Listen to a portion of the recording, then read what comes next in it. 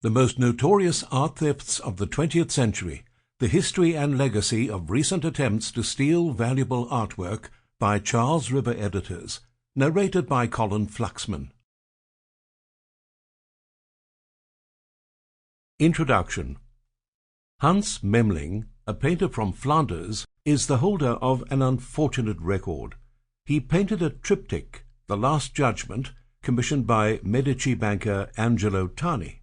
The paintings were intended for a new chapel in Fiesole in Tuscany, near the city of Florence. However, in April 1472, the ship on which they were being transported from Bruges to Florence was intercepted by Polish privateer and Danzig Town Council leader Paul Beneke.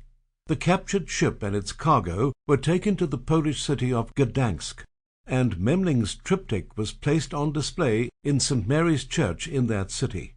The Last Judgment remained as an altarpiece in Gdansk until it was moved to the National Museum in Gdansk in the 20th century.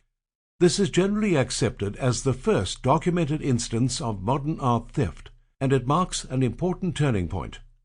Prior to this, no self-respecting privateer would have bothered to steal a painting. They would have instead concentrated on coinage, gold or silver, or precious stones, items that, in other words, had a high intrinsic value.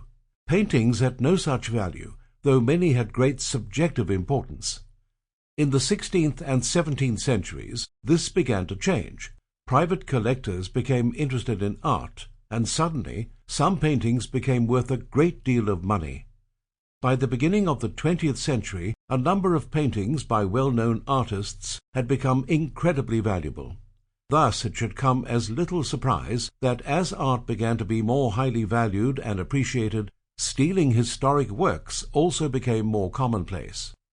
The threat of theft also necessitated higher security, whether through technological advancements or personnel, which meant that the most recent attempts to steal valuable works would also be the most audacious.